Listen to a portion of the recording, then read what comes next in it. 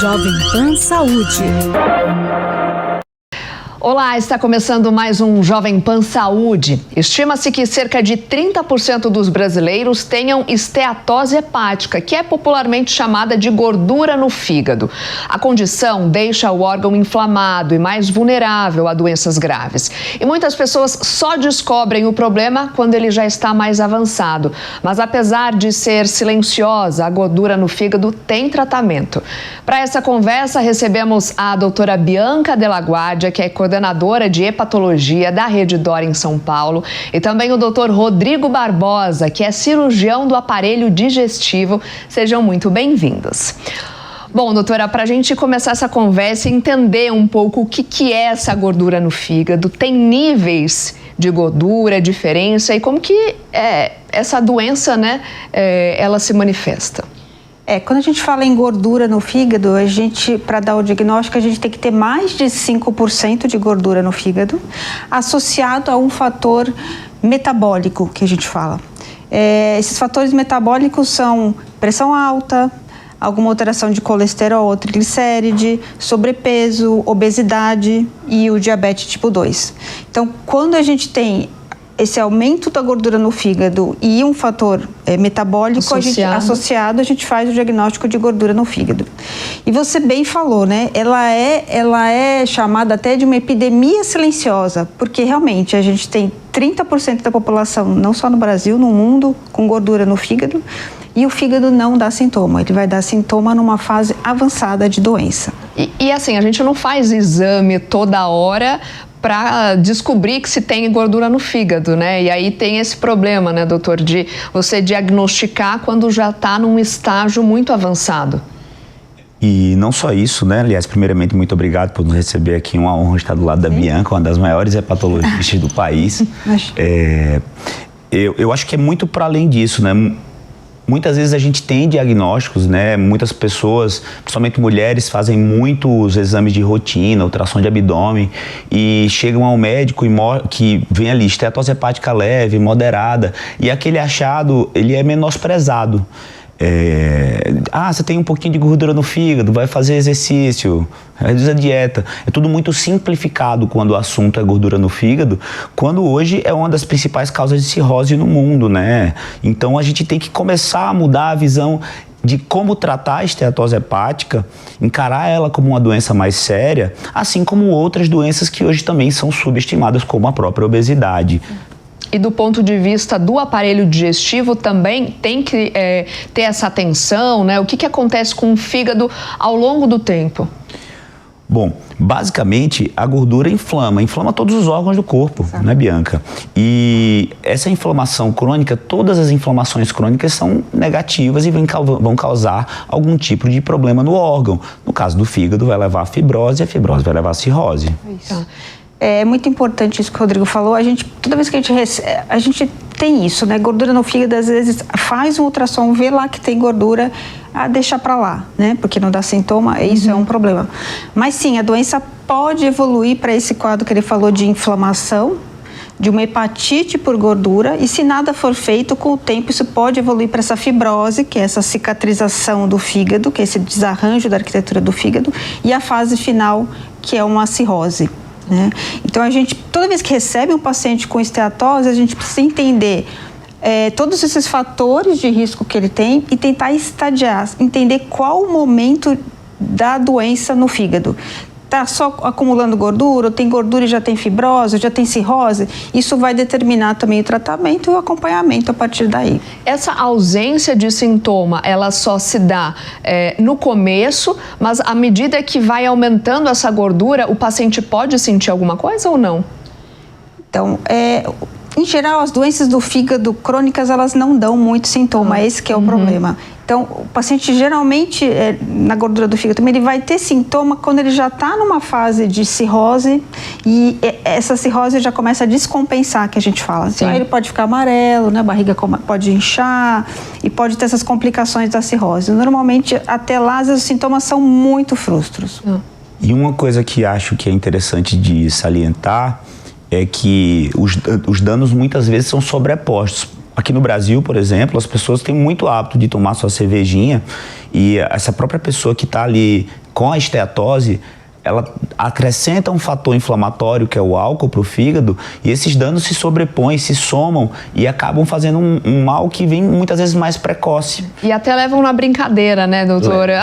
Nossa, coitado do meu fígado, né? Vou beber demais, ou comi de uma forma exagerada, comida muito gordurosa.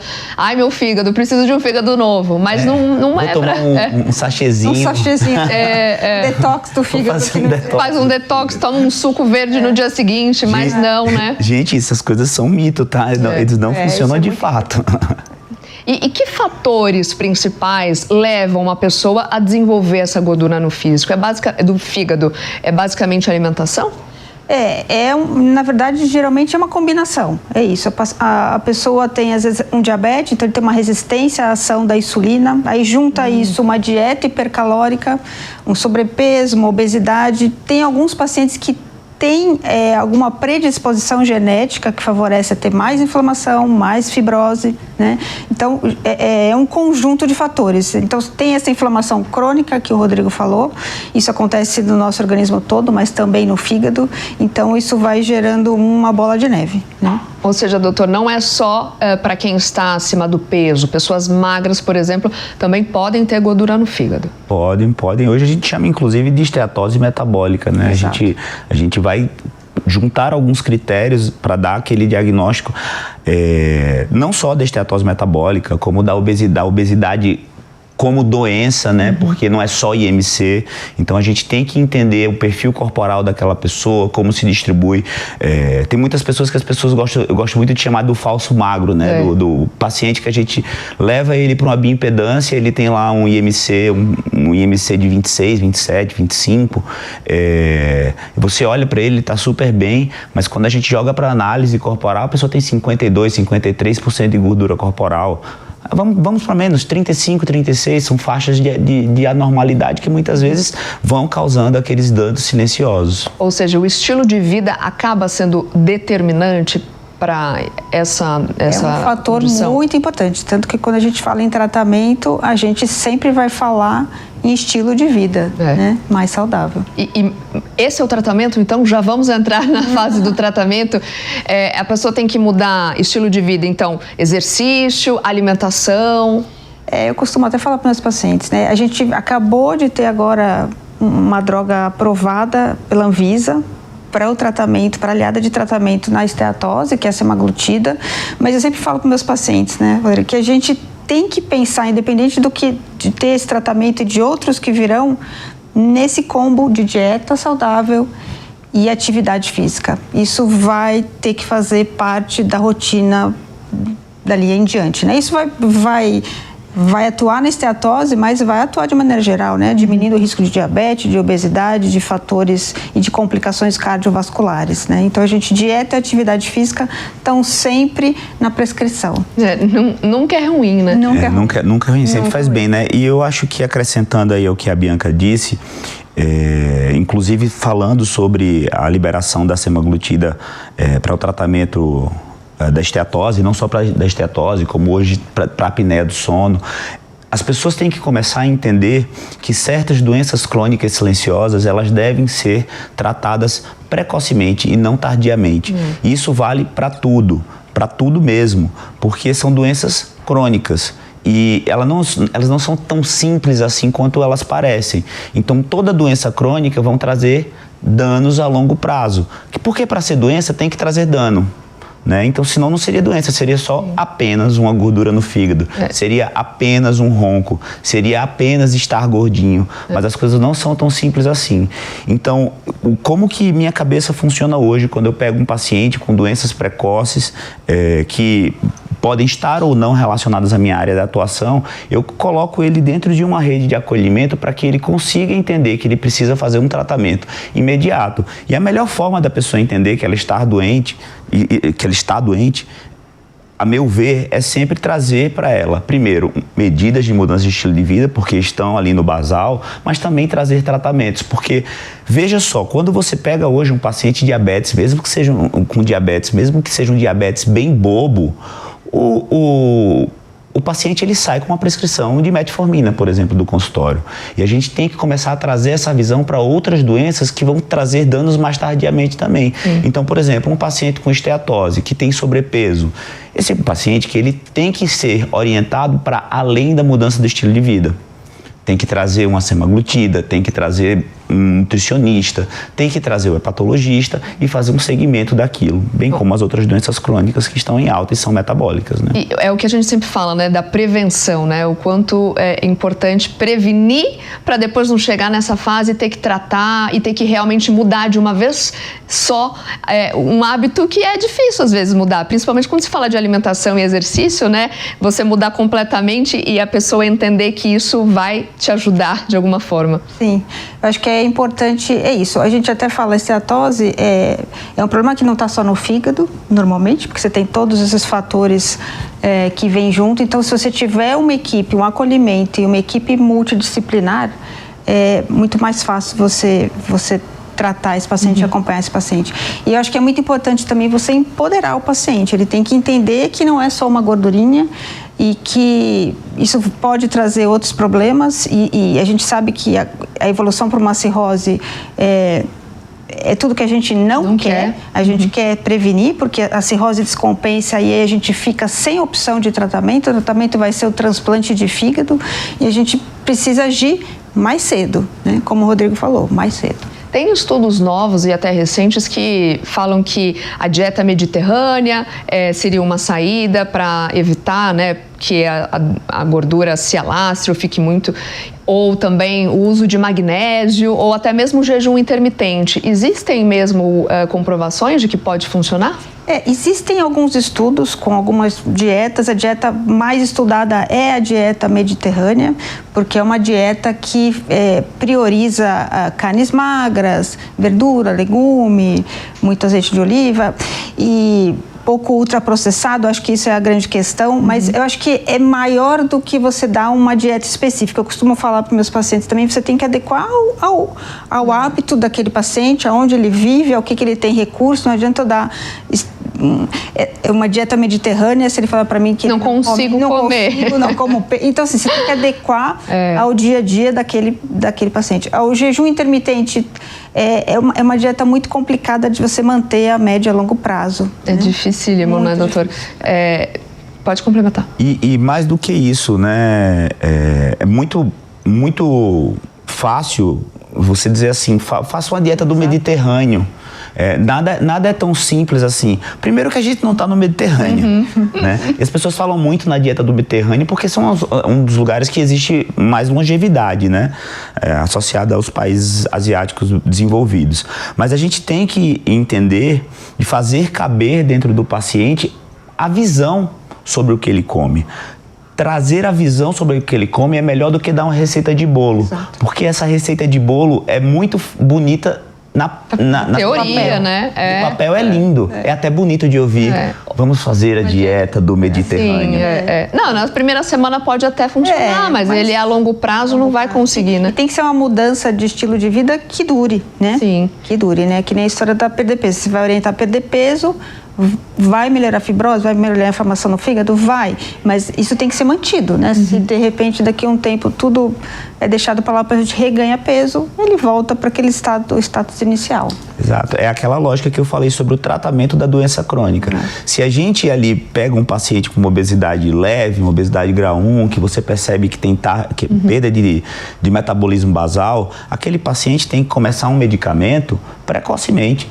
Ele tem que receber um medicamento precocemente e aquele medicamento só deve ser abandonado após um teste terapêutico de 3, 6 meses onde ele não teve um reganho, né? Porque é uma doença crônica, ele tem que mudar o estilo de vida. Isso vale para a esteatose. Porque senão o que acontece? Esse paciente vai chegar num ponto onde o remédio ele vai ajudar, vai fazer um controle parcial do peso, né? A gente sabe aí dos melhores estudos, estão rodando na casa de 20, 22, 23% de perda de peso global, mas tem pacientes e a grande maioria desses pacientes que sofrem de esteatose grave são os pacientes que têm uma obesidade mais severa, uma obesidade grau 2, grau 3 ou até maior que isso. Esses pacientes vão precisar de uma cirurgia bariátrica, por exemplo, para ter uma perda de gordura de fígado sustentada dentro de uma esfera de acompanhamento a longo prazo. E E se a gente fizer o tratamento mais precocemente, esse paciente vai evitar uma cirurgia bariátrica, que ainda é o melhor tratamento para obesidade, diga-se de passagem, tanto a curto, quanto a médio, quanto a longo prazo, com maiores índices de perda de peso, com maior emagrecimento sustentado e menor reganho. Porque, por exemplo, vou trazer dados estatísticos da própria semaglutida. A gente teve um estudo agora de 2023 que fez uma comparação de perda de peso do paciente que usou semaglutida por 1 ano e como esses pacientes estavam depois de 1 ano sem semaglutida. Então, esse estudo em específico mostrou aí 18,5 de média global de perda de peso, então foi uma perda bem importante, muito bacana, mas após 1 ano sem o remédio, eu vou até convidar aqui você para me responder quantos por cento você acha de pacientes que reganharam plenamente o peso perdido sem remédio? Todos. Quase todos, 96%. Então, muita coisa, que né? É uma doença crônica. E o remédio, muitas vezes, ele é preciso ser mantido. É muito difícil. E aí, essa gordura no fígado pode evoluir para outras doenças graves, é isso? A gordura no fígado é isso. Ela pode evoluir para uma hepatite por gordura no fígado. E essa inflamação crônica pode evoluir para essa cicatrização do fígado, que é a fibrose, e a fase final é a cirrose. E isso pode levar ao aparecimento de câncer de fígado, inclusive. Isso em alguns países já da Europa, hoje em dia, a primeira indicação para transplante de fígado é a gordura no fígado.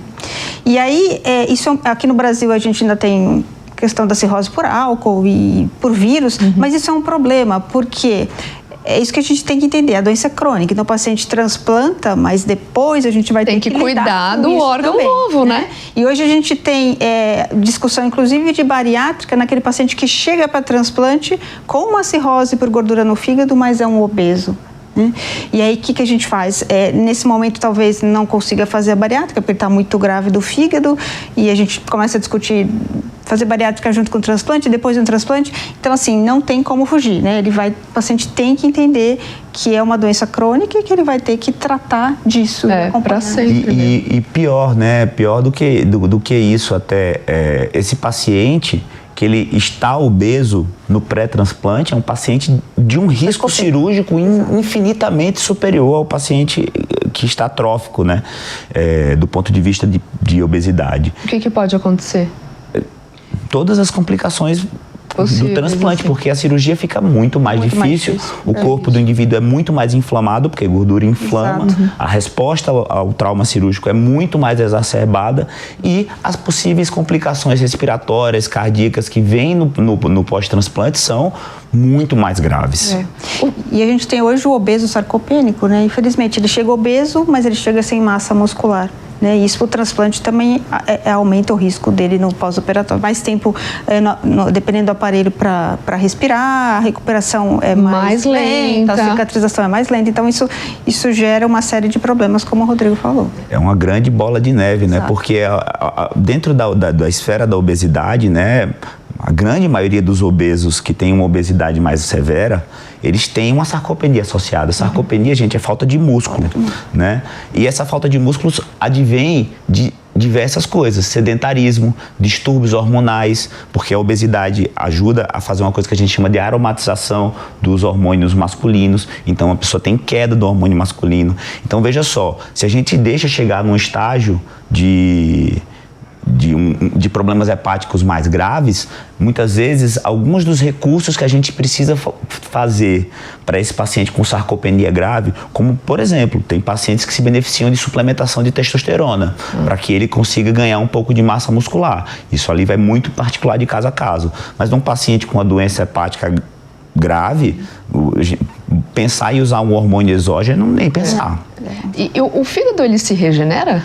Regenera, o fígado regenera, tanto que a gente faz transplante interview, você doa uma parte do fígado e vai regenerar em quem doou, em quem recebeu, mas é isso, quando você agride o fígado, a célula morre e o fígado tenta regenerar a célula nova. É esse processo continuamente que acaba levando essa fibrose, essa cicatrização e, na fase final, a cirrose. A gente falou no começo que não tem sintomas, né? Mas tem algum tipo de sinal de alerta? Porque a gente sabe que às vezes as pessoas pessoas vão deixando, né? Não vai no médico, aí vai passando o ano, também não vai, não faz exame, enfim.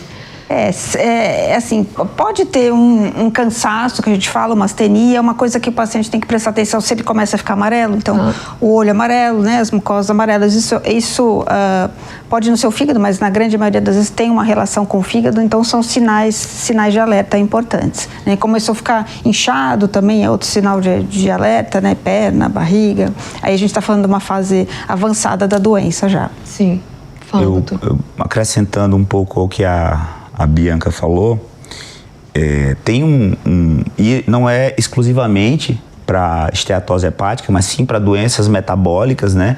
Existe um índice que dá para o paciente fazer em casa, que é um excelente precursor, né, de doenças metabólicas, que é o índice cintura-quadril.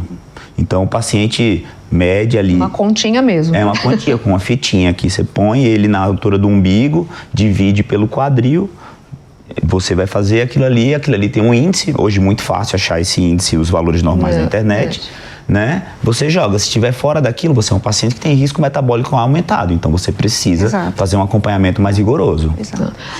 Pode falar, doutor. Não, e é isso, né? Se você tem esse perfil, então você sabe que é diabético, tipo 2, você está acima do peso, tem que pensar nisso, embora às vezes não tenha sintoma, pense na possibilidade de ter gordura no fígado, né? Conversa com o seu médico.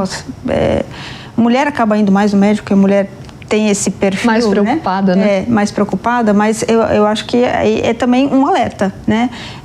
Por isso que é importante se empoderar o paciente, né? Entender que a doença 30% é muita gente. Muito, né? Muito. Se a gente vai falar de obesidade, então, a gente tem índices elevadíssimos aí no Brasil e no mundo todo. Então, serve de alerta. Vamos pensar, será que eu não tenho gordura no fígado? Né? Essa seria a tua dica para quem está nos acompanhando e percebeu aqui na nossa conversa, né, que tem fatores de risco, que tem alguma característica que pode, no futuro, de repente, descobrir? Eu acho que essa é a principal dica, né?